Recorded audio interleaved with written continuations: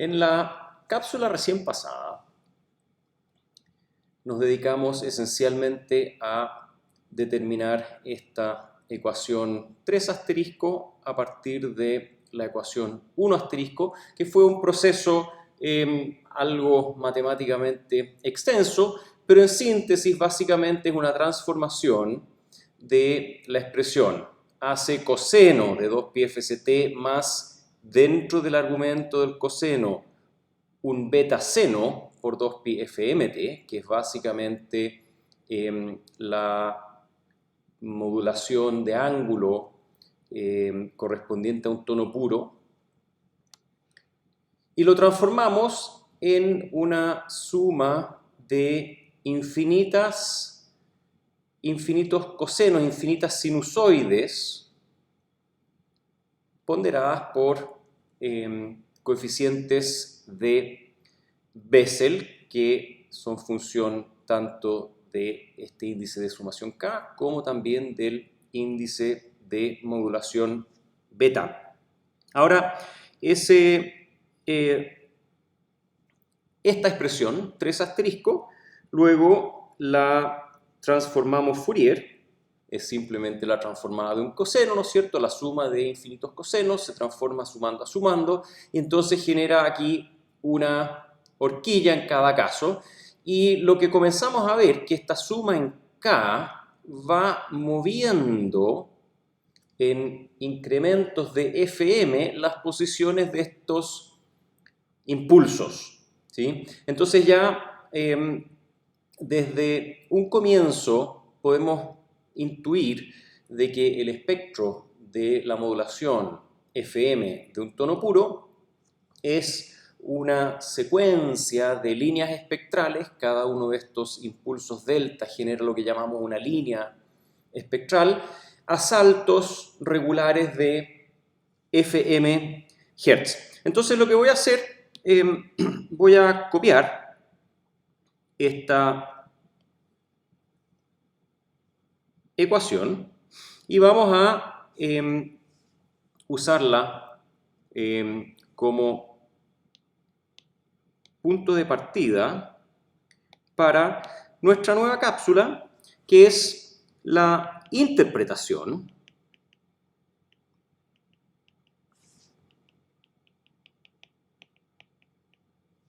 del análisis espectral que hicimos en la cápsula anterior.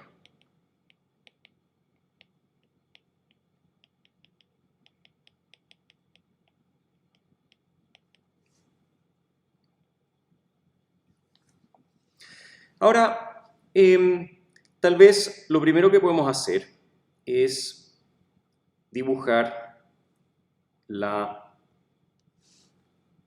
señal modulante que estamos asumiendo, y esta señal en este caso consiste de dos impulsos, ¿no es cierto?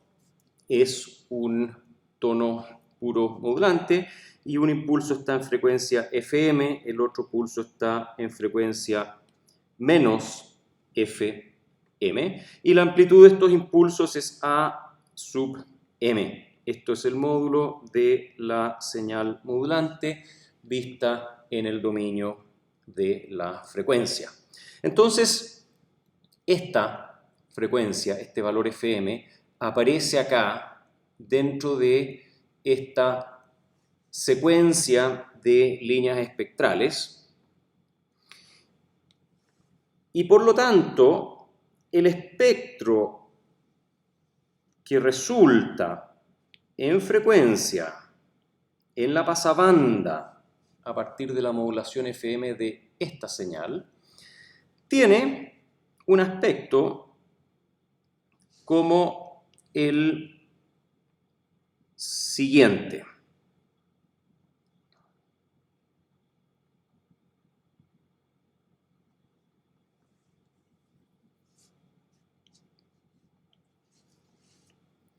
Vamos a asumir de que acá está la frecuencia portadora Fc. Y después, y fíjense que para k igual a 0, K igual a 0, efectivamente tenemos un impulso en Fc y otro impulso en menos Fc. Entonces lo voy a dibujar aquí, así. Entonces esto aquí es menos Fc. Y después, para K igual más menos 1, tenemos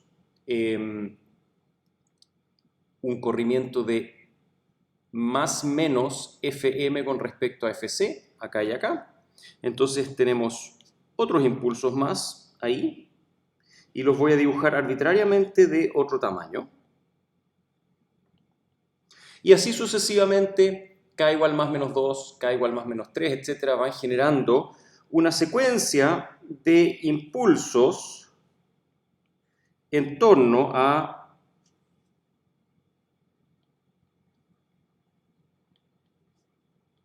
la frecuencia portadora, de la forma en que lo estoy ilustrando en esta figura. ¿Sí? Por supuesto, la separación de frecuencia de todos estos impulsos siempre es Fm.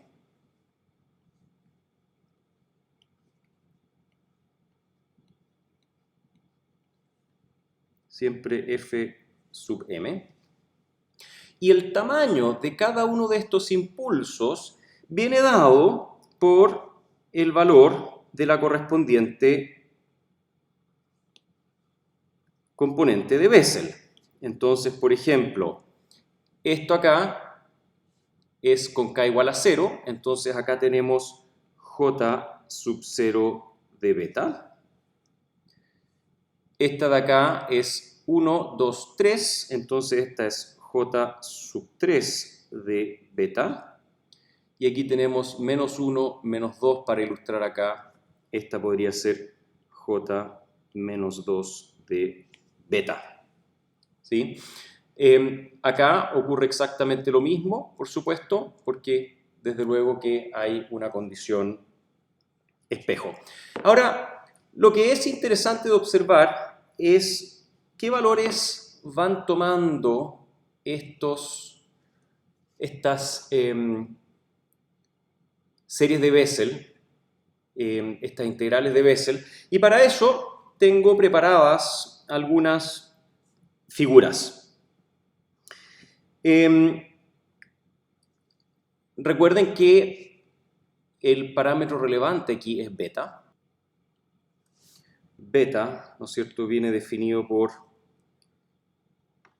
AM KF dividido por F sub m. Entonces supongamos que la modulación, la modulante es 0. Esto es equivalente a tomar un A sub m 0, una sinusoide de magnitud 0. Por lo tanto, beta es 0. Cuando beta es 0, podemos volver al gráfico de las componentes de Bessel. Aquí está. Cuando beta es 0, hay una sola componente de Bessel, que es J sub 0 de beta, que vale distinto de 0, acá, en beta igual a 0, y todas las demás valen 0, en particular J1 de beta, J2 de beta, y así sucesivamente. Por lo tanto, debemos, en este caso, ver exclusivamente una línea espectral con un impulso y todas las demás son 0. Y efectivamente, si es que lo graficamos, eso es lo que ocurre. Tenemos todas las componentes espectrales 0, salvo una, aquí está el índice K, ¿no es cierto? La separación entre cada una de estas líneas espectrales es Fm. En este ejemplo hemos usado Fm igual 1 Hz simplemente para normalizar las frecuencias. Y si comienza a crecer beta, entonces lo que vamos a observar, por ejemplo, pensemos acá en beta igual pequeño, 0,3, por acá, ¿sí? Vamos a tener esencialmente la componente J1 con un valor, digamos, 0,2 y todas las demás todavía valen esencialmente 0. Y desde luego, aquí bien arriba, tenemos que J0 todavía vale prácticamente 1. ¿Cómo se llega a un valor de beta 0,3? Bueno, concretamente comenzamos lentamente a aumentar la amplitud. Tenemos una sinusoide modulante, pero que oscila muy suavemente porque tiene una amplitud muy pequeña. Y así es como encontramos este caso de acá, donde fíjense, tenemos dos componentes, menos 1 y más 1, que están cerca del valor 0,2, y todas las demás valen esencialmente 0. Es el caso que acabamos de ilustrar. También es interesante observar este gráfico de aquí abajo. Este es un gráfico de amplitud, mientras que este gráfico de aquí arriba es de magnitud. Magnitud, ¿no es cierto? Aquí están el valor absoluto y aquí es amplitud en el entendido de que las componentes de Bessel, y de hecho este espectro acá es completamente real. Por eso es que podemos dibujar un espectro en amplitud porque no tiene componentes imaginarias. Bueno, y en la medida que va creciendo beta, pensemos por ejemplo en un valor de beta igual a 1, por aquí aproximadamente, y pensemos un valor beta igual a 5, entonces desde luego comienzan a ser más y más las componentes, las líneas espectrales que tienen una magnitud relevante, y de hecho podemos ver, digamos, de que cuanto más crece beta, más también aparecen componentes espectrales. Y eso es lo que tenemos en estos gráficos de acá. Aquí, por ejemplo, tenemos el caso con beta igual a 1, ¿no es cierto? Donde ya tenemos 1, 2, 3 componentes espectrales, además de la principal, la que está en frecuencia portadora, que comienzan a tener una magnitud relevante. Ahora noten que aquí la principal está perdiendo tamaño. Aquí vale 0,8 en amplitud. Y aquí también se comienza a ver esta propiedad de las funciones de Bessel sobre la paridad y la imparidad según el valor de k y de menos k. ¿Sí? Cuando k es par, entonces j de menos k tiene el signo opuesto, y cuando k es par, entonces j de menos k tiene el mismo valor. Y aquí tenemos el caso que ilustramos con beta igual a 5, donde ya hay numerosas líneas espectrales visibles. Interesante es que la que está en la frecuencia portadora tiene un valor menor que otras, y en particular pueden observar acá tiene una amplitud negativa. Y eso de hecho lo pudimos ver acá, ¿no es cierto? Aquí vimos de que esta de acá, J0, tiene una amplitud negativa cuando muchas otras ya tienen valores significativos y positivos. Eso como ilustración de las componentes, las líneas espectrales. Y para hacer esto bien gráfico y para ilustrarlo, preparé las siguientes animaciones. En este caso tenemos nuevamente las líneas espectrales de un tono puro, y lo que ocurre aquí es el valor de AM va creciendo y FM y KF permanecen constantes. FM establece, recuerden, la separación entre las líneas espectrales, por lo tanto entre 0 y 10 Hz con FM igual a 1 hay 10 líneas espectrales. Y en la medida que crece AM, van apareciendo más y más líneas espectrales por el costado. Van volviéndose menos y menos relevantes líneas espectrales más lejanas de la frecuencia portadora. Y si se fijan acá, por ejemplo, aquella que está en la portadora va subiendo y va bajando según cómo oscila las funciones de Bessel. Ahora, similarmente, podemos animar ahora un FM variable y un A sub m fijo. Aquí sí, ojo, el FM va reduciéndose en tamaño, ¿sí? Comienza grande y va reduciéndose, y recuerden que FM es la separación entre las líneas espectrales. Entonces, en la medida que baja FM, se van apretando más y más y más las líneas espectrales, generando un espectro mucho más denso. Ahora, el baile que generan, digamos, las líneas espectrales, por supuesto, sigue rigiéndose tal como lo vimos por las componentes de Bessel, por las funciones de Bessel. Ahora, hay dos observaciones clave que resultan de estos videos. Voy a volver al anterior. Aquí es un caso en el que A sub m cambia y FM permanece fijo. Y lo que deben observar, voy a detenerlo, por ejemplo, ahora. Fíjense que A sub m vale 10 y K sub f vale 1. AM por KF es la desviación de frecuencia. Entonces, 1 por 10 da 10. 10 Hz es la desviación de frecuencia.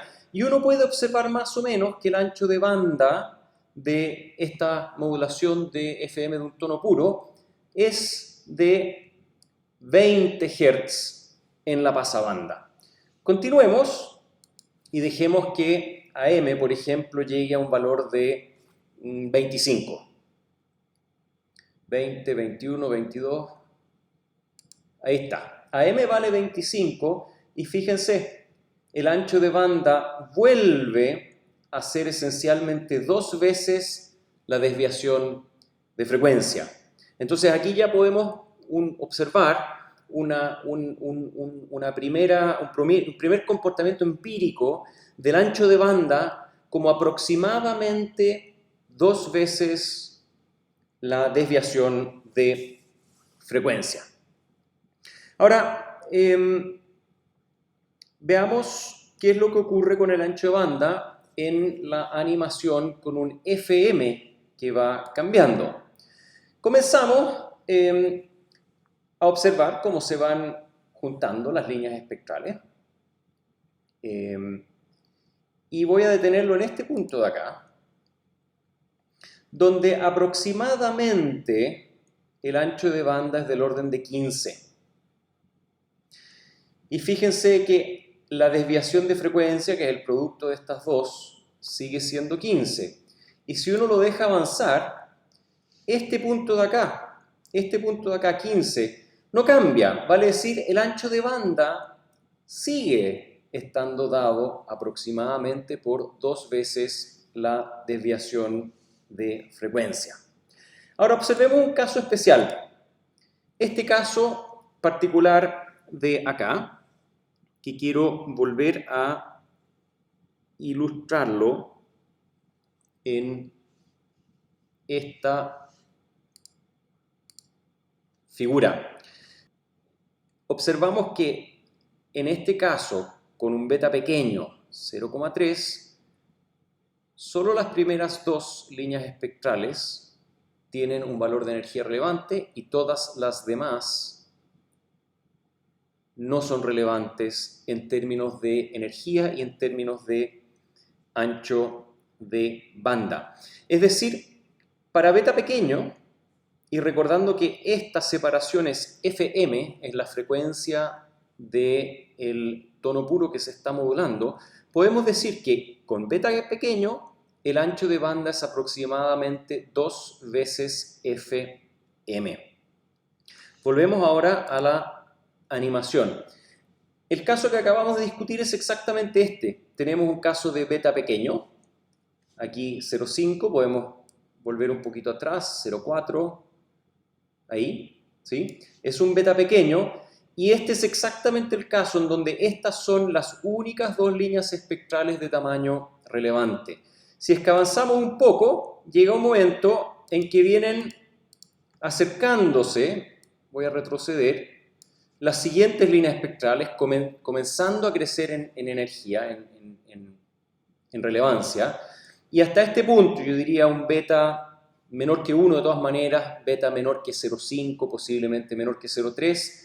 Las únicas dos líneas espectrales relevantes eran estas dos, y en ese rango podemos decir que domina que el ancho de banda más que la desviación de frecuencia es realmente 2 veces la frecuencia FM. Esto lo pueden ver volviendo atrás.